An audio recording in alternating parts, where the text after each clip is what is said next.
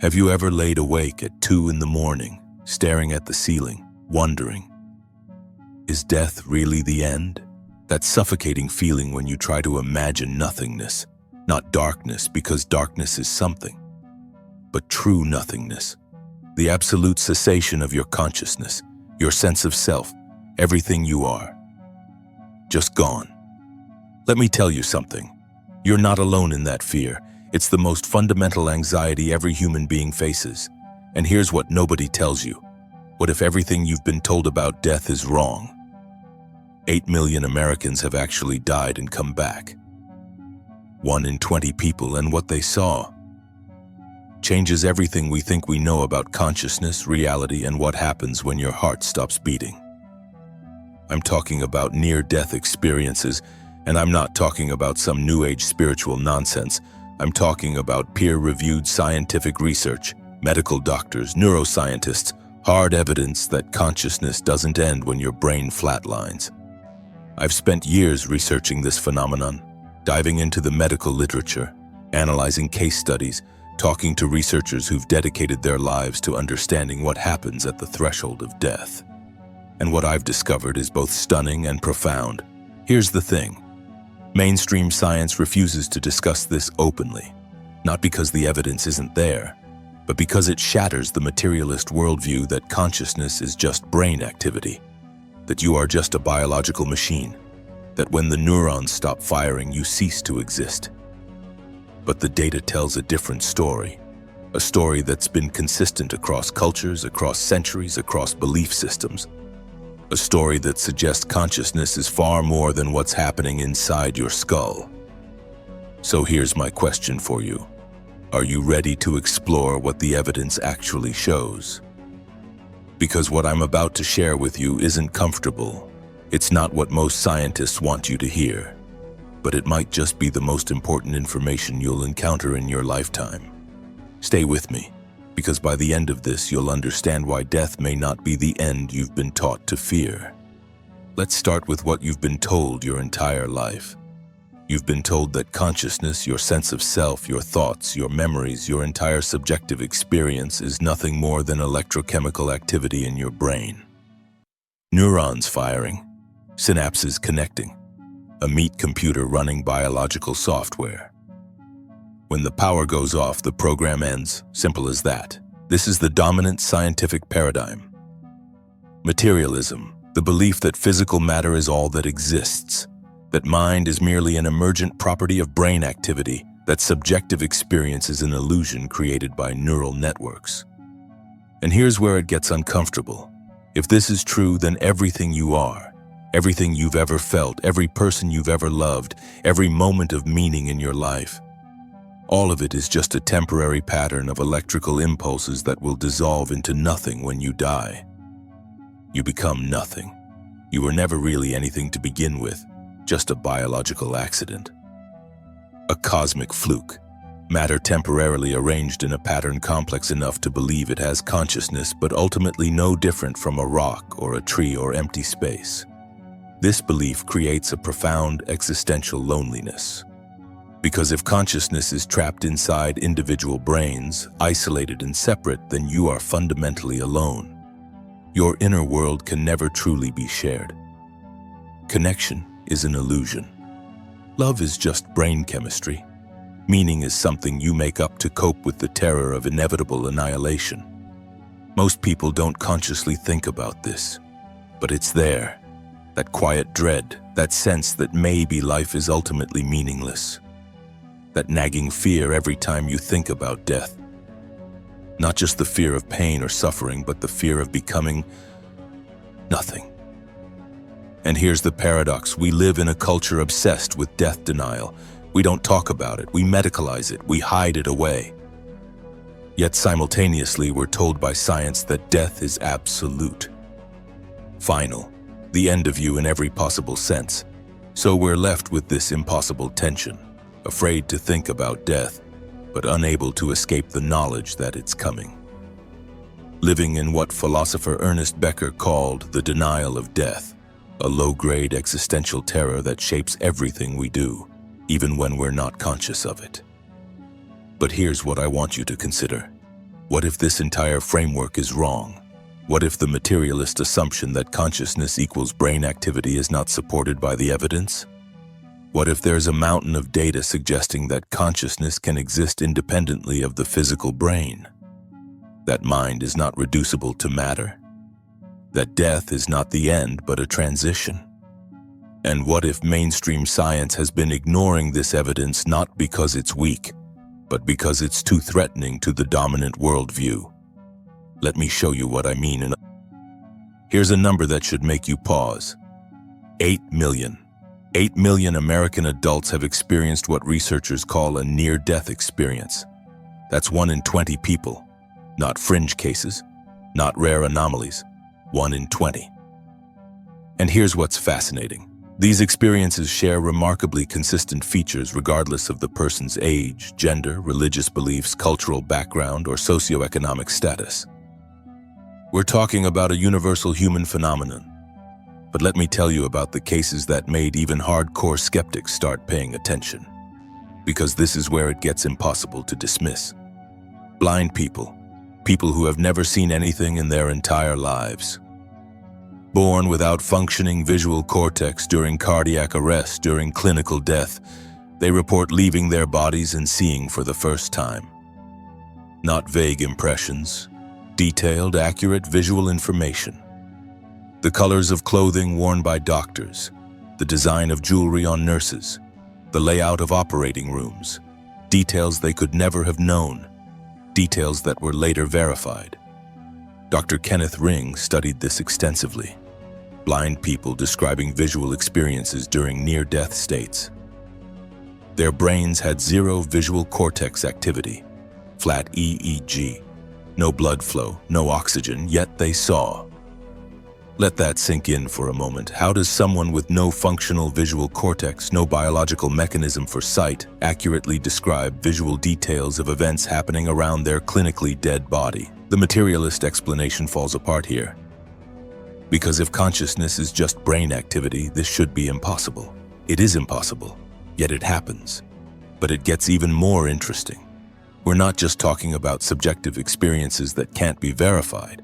We're talking about people reporting specific, verifiable information while their brains showed no activity. Children.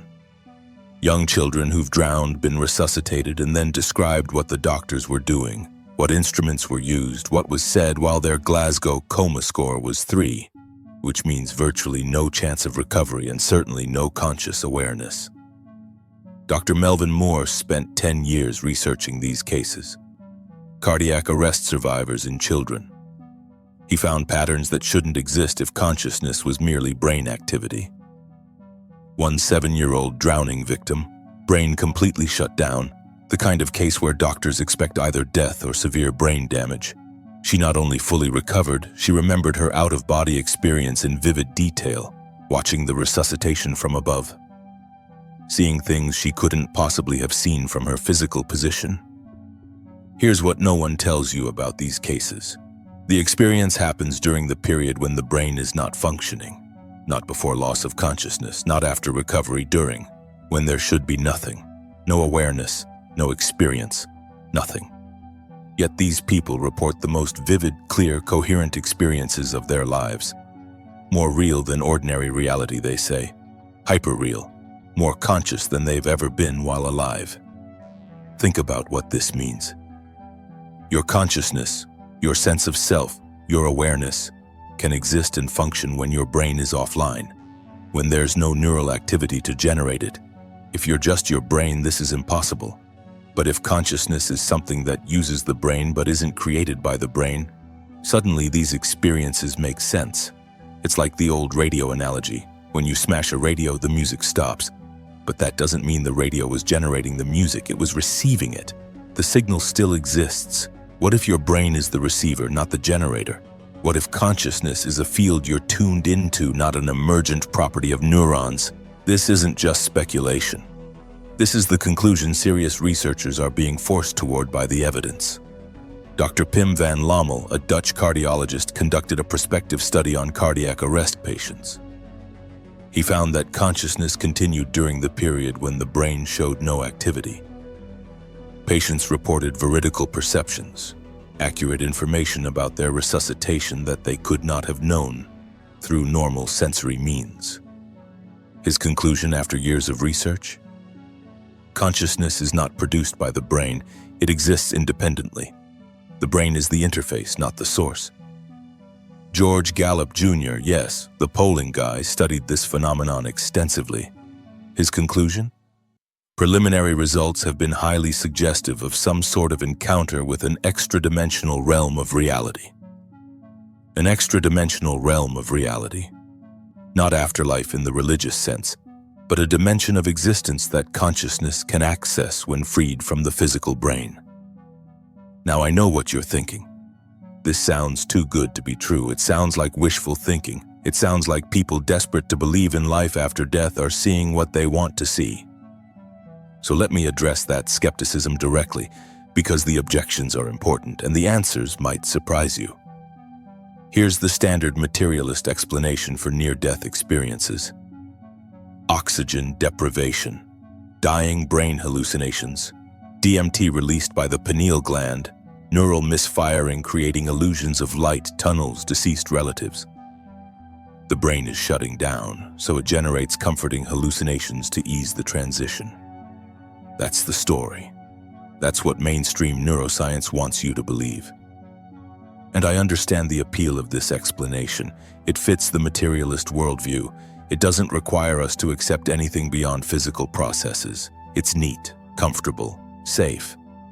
But here's the thing. It doesn't actually fit the evidence. First problem. These experiences happen when the brain is flatlined. No oxygen, no electrical activity, no neural processes to generate anything, let alone complex, coherent, life-changing experiences. Hallucinations from oxygen deprivation look nothing like near-death experiences. They're chaotic, fragmentary, nonsensical. NDES are the opposite. Clear, structured, more vivid than ordinary consciousness. Second problem, the veridical perceptions. Blind people seeing, patients accurately describing events in other rooms. Information that could not have been obtained through any known sensory mechanism or inference.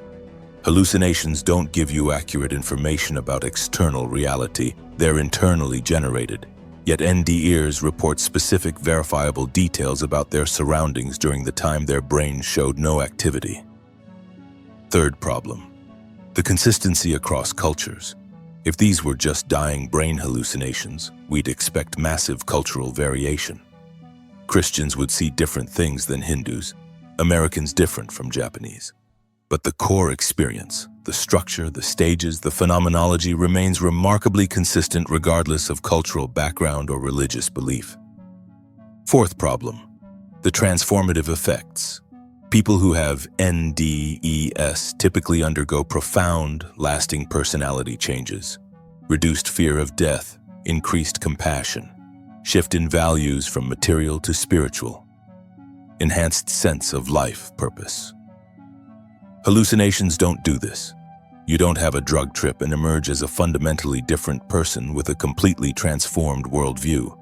So the oxygen deprivation explanation falls apart when you actually look at the data. Which raises the question, what's really going on? What are these people actually experiencing? Let me walk you through what 8 million people have reported. Not vague impressions, not cultural mythology, but consistent, structured experiences that follow an identifiable pattern. Researchers have identified what they call the classic 7 stages of a near-death experience. And what's remarkable is how consistent this pattern is across different people, different circumstances, different cultures. Stage 1. Separation from the physical body. You find yourself floating above your body, looking down, observing everything from a detached perspective.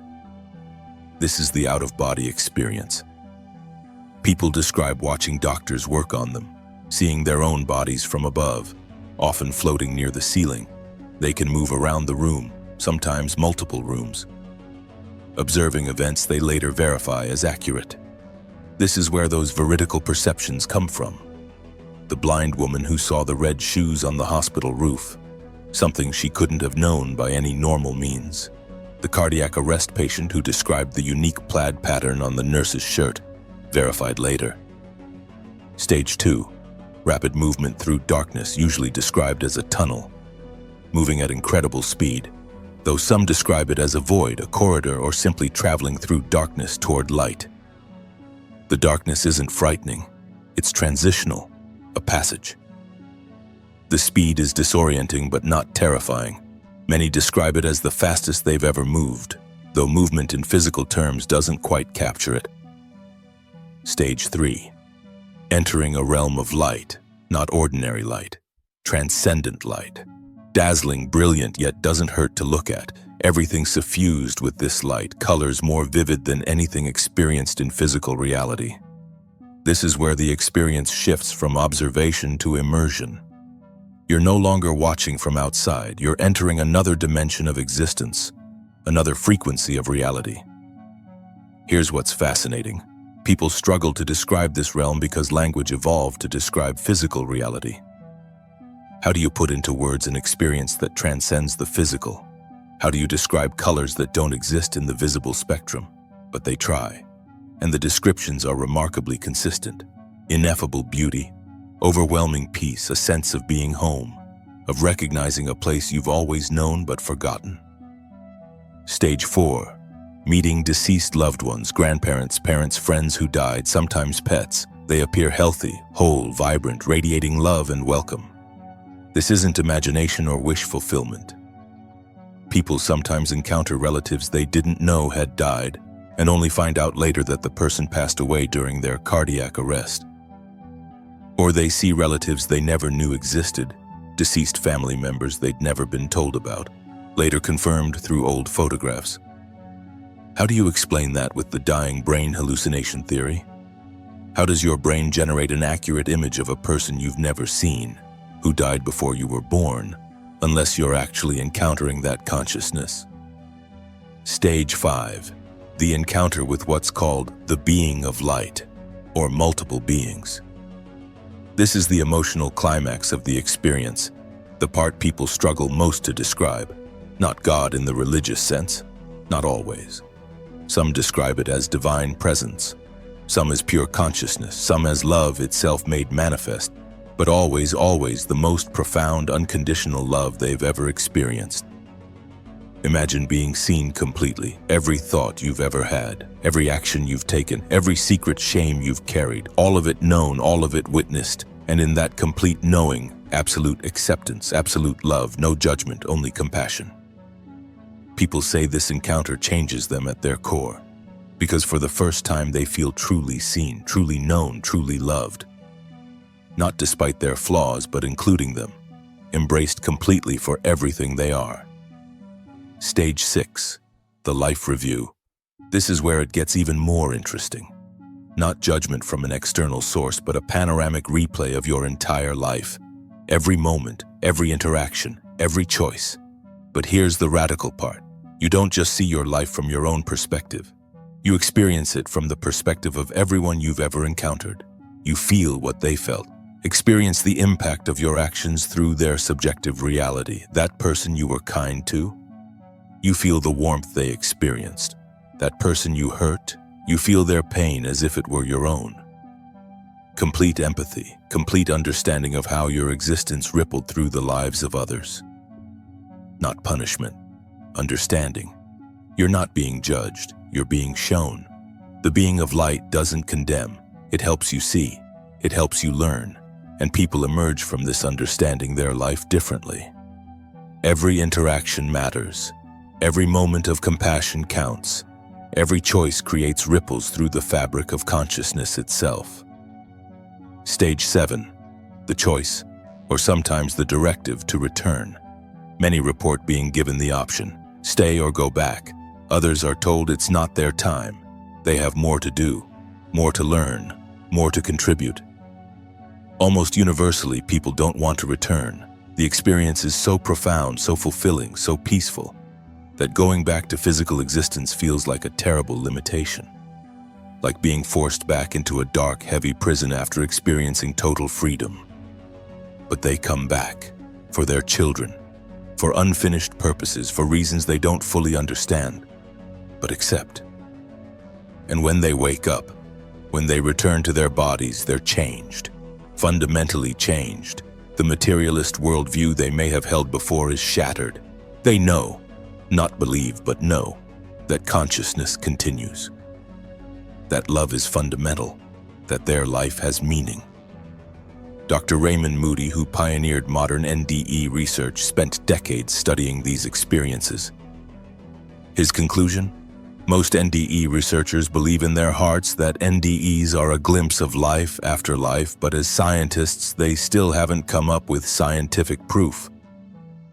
Not because the evidence isn't compelling, but because it requires a shift in how we understand consciousness itself. Which brings us to the question, if this is real, if consciousness can exist independently of the brain, how does it work? What's the mechanism?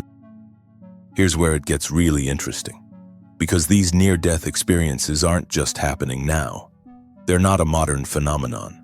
They've been described consistently across cultures for thousands of years.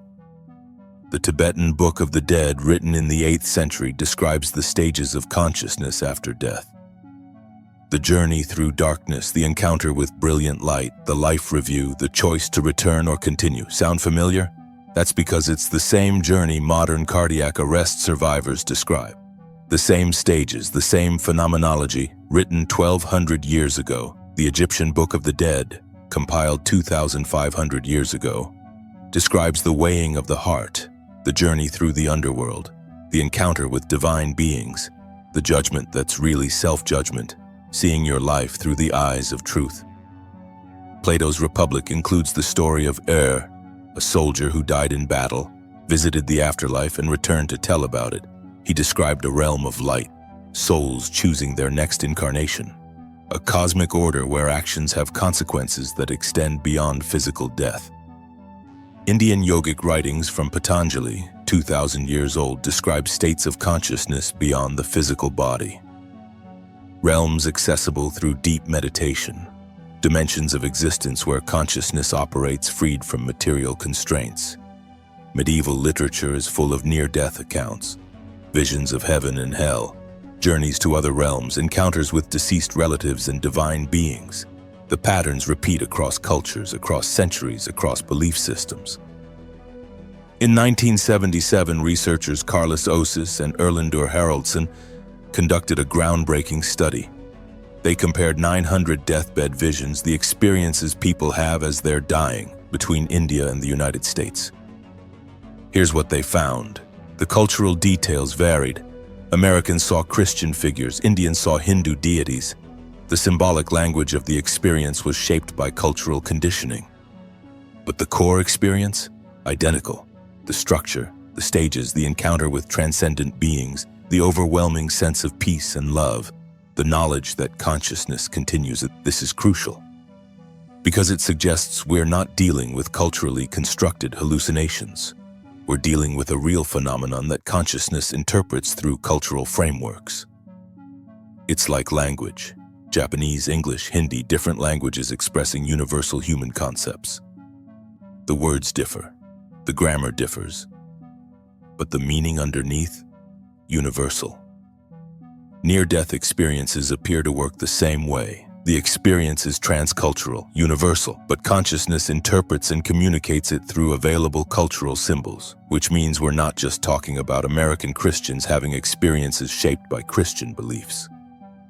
We're talking about a genuine encounter with another dimension of reality that every culture has recognized and described in their own terms. Now, let's address what this means for you personally. Especially if you're someone who's struggled with the feeling that life is meaningless, that suffering is random, that nothing matters because it all ends in oblivion. The life review that NDEers described, this isn't some religious concept of Judgment Day. It's something more profound. It's consciousness seeing itself, understanding itself, recognizing the ripples of every choice, every action, every moment of love or harm. Your life matters, not in some abstract make yourself feel better way, but literally. Every moment is recorded in the fabric of consciousness itself. Every interaction leaves a mark. Every choice counts. And here's the part that might challenge you. The being of light doesn't punish, doesn't condemn. It witnesses with absolute compassion. It shows you your life not to shame you, but to help you understand, to help you grow. If you've experienced trauma, childhood neglect, emotional abandonment, abuse, the message from near-death experiences is this: you were seen. Your suffering was witnessed. It wasn't meaningless, and the consciousness that witnessed it loves you absolutely, not loves you despite your flaws, loves you including them, loves you through them, loves you as you are, broken, healing, struggling, trying. This is radically different from religious concepts of conditional love based on belief or behavior. This is something more fundamental. Love as the ground of being itself. Compassion as the nature of ultimate reality. And here's what transforms people who have these experiences. They stop living in existential fear. They stop chasing material validation. They become more present, more compassionate, more focused on connection and meaning than achievement and accumulation. Because they know, not intellectually, not as a belief system, but through direct experience. Consciousness continues. Love is fundamental. Their choices matter eternally. Which brings us to the question that might be forming in your mind right now. If this is real, if consciousness truly exists independently of the brain, what's the mechanism? How does it actually work? And this is where near-death experiences connect with cutting-edge physics in ways that might blow your mind. Let me tell you about something that even the most hardcore materialist scientists struggle to explain. Shared near-death experiences. Two people, both going into cardiac arrest, both clinically dead. They meet each other in the tunnel, in the realm of light. They interact, they communicate. When they're resuscitated, when they wake up, they independently report the encounter. Neither knew the other was having a cardiac arrest. Neither could have communicated normally. Yet they both describe meeting each other in the near-death state. Verify it with the other person, match the details, confirm the experience happened from both perspectives. How does the dying brain hallucination theory explain this? Two separate brains, both shutting down from oxygen deprivation, somehow generate the same detailed hallucination. The same encounter, the same information. That's not how hallucinations work. That's not how brain chemistry works. Hallucinations are private, subjective, individual. They don't synchronize across separate dying brains, unless consciousness isn't generated by individual brains. Unless consciousness exists in a field that multiple people can access. Unless we're tapping into something real, another dimension of reality that exists independently of our physical neurons. But it gets even more impossible to dismiss. People who are near death, hours or days from dying, sometimes report knowing who's waiting for them on the other side. They'll say, "Grandma's here, she's waiting for me." Or, "Uncle John came to see me." And then the family gets a phone call. "Grandma died 3 hours ago. Uncle John passed away this morning." The person had no way of knowing. No one had told them. Yet they accurately perceived the death of a distant relative. How? How does consciousness access information that isn't available through any physical sensory channel? Unless consciousness itself is non-local. Unless it can connect to other consciousnesses across space. Dr. Melvin Morse studied these phenomena extensively. His conclusion after a decade of research? NDEs are real, the soul really does travel. Not metaphorically, not symbolically. Really, actually, consciousness can and does exist independently of the physical brain. Now, here's where this connects with quantum physics in fascinating ways. Dr. Kenneth Ring discovered something remarkable when he analyzed the language near-death experiencers used to describe what they encountered. They don't describe the realm as made of matter. They describe it as light, frequencies, vibrations, energy fields. Music isn't heard as sound, it's experienced as combinations of vibrations. Communication isn't spoken. Thoughts appear as visible light patterns. Everything is frequency, everything is vibration. Does this sound familiar? Because this is exactly how quantum physics describes reality at its most fundamental level. Not solid matter, fields of probability, waves of potential that collapse into particles when observed. The holographic universe theory suggests that reality is encoded as interference patterns in a frequency domain, that three-dimensional space-time is a projection from a deeper level of reality that exists beyond space and time. And here's the stunning connection. Near-death experiencers describe exactly this. A realm beyond space and time, where thought is light, where consciousness operates freed from spatial constraints, where past, present, and future exist simultaneously. Dr. Elizabeth Fensky, analyzing hundreds of NDE accounts, noted that experiencers consistently report time doesn't work the same way in that realm. It's not linear. It's all at once. Eternal now. This isn't mystical poetry. This is consciousness describing a dimension of reality that exists outside the space-time framework, exactly what theoretical physics predicts must exist at the quantum level. The observer effect in quantum mechanics, the fact that observation collapses probability waves into definite states, suggests consciousness plays a fundamental role in creating reality. That consciousness isn't a byproduct of matter. That consciousness might be the ground of being itself. Near-death experiences provide experiential evidence for this.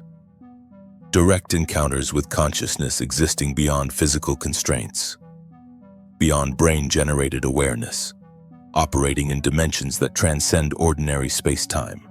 This isn't proof in the strict scientific sense, but it's converging evidence from multiple domains: medical research, cross-cultural reports, quantum physics, all pointing in the same direction. Consciousness is not confined to your skull. You are not your brain, and death is not the end. So what does all of this mean for you, right now, today, in your actual life? If consciousness doesn't end when your heart stops, if awareness continues beyond physical death, if every moment of your life is witnessed and recorded in the fabric of reality itself, how does that change how you live? Here's the radical shift. You're not racing against oblivion. You're not trying to cram meaning into a temporary biological existence before the lights go out forever. You're an eternal consciousness having a temporary human experience. Your choices matter infinitely because they ripple through consciousness itself. The Life Review shows you this. Every act of kindness, every moment of genuine connection, every time you chose love over fear. It all counts. It all matters. It all continues. But also, and this is equally important, every failure, every mistake, every time you fell short is met with unconditional compassion. The being of light doesn't condemn, it understands. It loves you through your limitations because it sees the whole journey, not just individual moments. So the invitation isn't to live in fear of judgment. It's to live with awareness that consciousness is watching. Your own higher consciousness witnessing your journey with infinite patience and love. This changes everything. The existential loneliness dissolves because you're never actually alone. Consciousness is interconnected. The illusion of separation is just that, an illusion created by identification with individual bodies. The fear of meaninglessness evaporates because meaning isn't something you create to cope with absurdity. Meaning is fundamental to reality. Your life is a thread in an infinite tapestry. Your story matters to the whole, and the terror of death transforms. Not into denial, not into false comfort, but into recognition that death is transition, not termination. A doorway, a change of frequency, a return to the source you never actually left. Now, I'm not asking you to believe any of this blindly. I'm not asking you to abandon critical thinking or accept claims without evidence. What I'm suggesting is that you look at the evidence yourself. Read the research, examine the case studies, consider the consistency across cultures and centuries. And more importantly, consider what it feels like to live as if consciousness is eternal versus living as if you're a temporary accident of biology. Which worldview creates more compassion, more presence, more authentic connection? The 8 million people who've experienced near-death states didn't come back with proof that satisfies materialist science. They came back transformed, fundamentally changed, living from a different understanding of what it means to be conscious.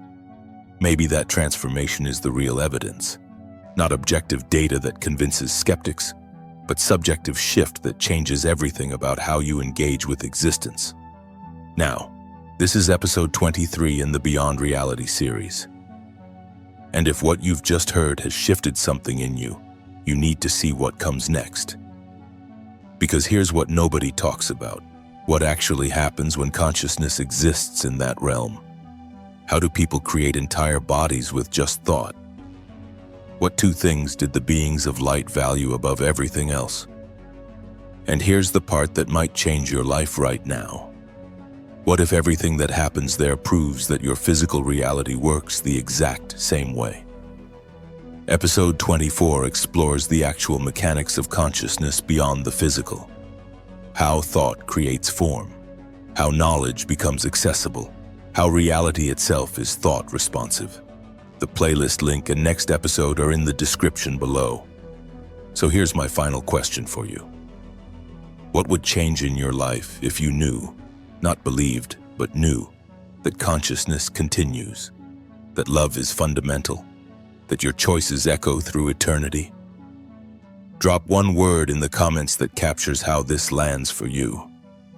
And I'll see you in the next episode where we go even deeper into how consciousness actually creates reality, both there and here. Until then, live like consciousness is eternal, because it might just be.